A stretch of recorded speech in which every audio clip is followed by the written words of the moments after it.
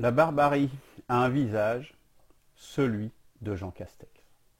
Car le projet de loi 3714 du 21 décembre 2020, à 4 jours de Noël donc, instituant un régime pérenne de gestion des urgences sanitaires par procédure accélérée, Jean Castex, Premier ministre, s'est mis à la tête du cortège nous amenant à la barbarie.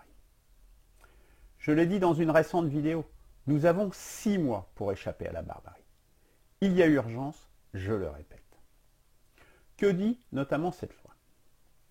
Le Premier ministre peut subordonner les déplacements des personnes, leur accès aux moyens de transport ou à certains lieux, ainsi que l'exercice de certaines activités, à la présentation des résultats d'un test de dépistage, établissant que la personne n'est pas affectée ou contaminée, au suivi d'un traitement préventif, y compris l'administration d'un vaccin ou d'un traitement curatif.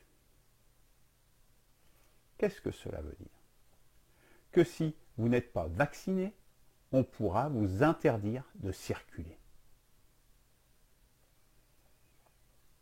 On trouve aussi la mise en quarantaine d'autorité pour 14 jours renouvelables, si l'on a, je cite la loi, été en contact avec des personnes affectées ou contaminées.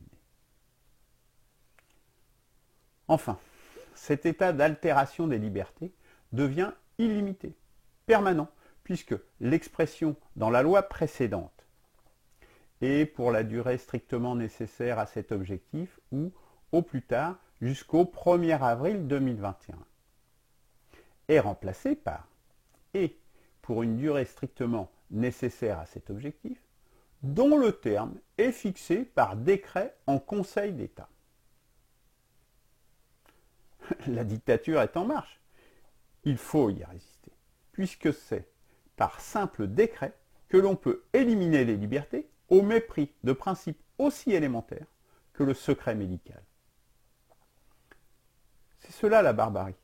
Nous nous y enfonçons chaque jour un peu plus. Aussi, je lance un appel à tous les Français, et tout particulièrement aux jeunes. Mobilisez-vous. Votre avenir est en jeu maintenant. Prenez toute initiative utile, signez des pétitions, participez à toutes les actions pour empêcher cette nouvelle loi liberticide d'être adoptée. Oui, tout cela, il faut le faire. Dès à présent, je vous y appelle. Mais cela ne suffit pas. Cela ne suffira pas, car le projet néolibéral vise à éliminer les droits démocratiques pour mettre en place ce qu'ils appellent une dictature sympathique. Car désormais, même les acquis de la révolution de 1789 les gênent dans leur projet mondialiste, dans leur soif de marchandisation généralisée, mortifère pour les hommes et la planète. Cela ne suffit pas car il faut passer à l'offensive.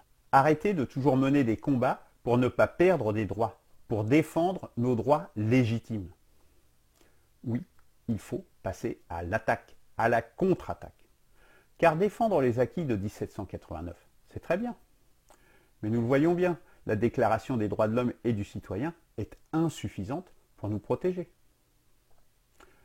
Que dit-elle, par exemple, à propos de la liberté?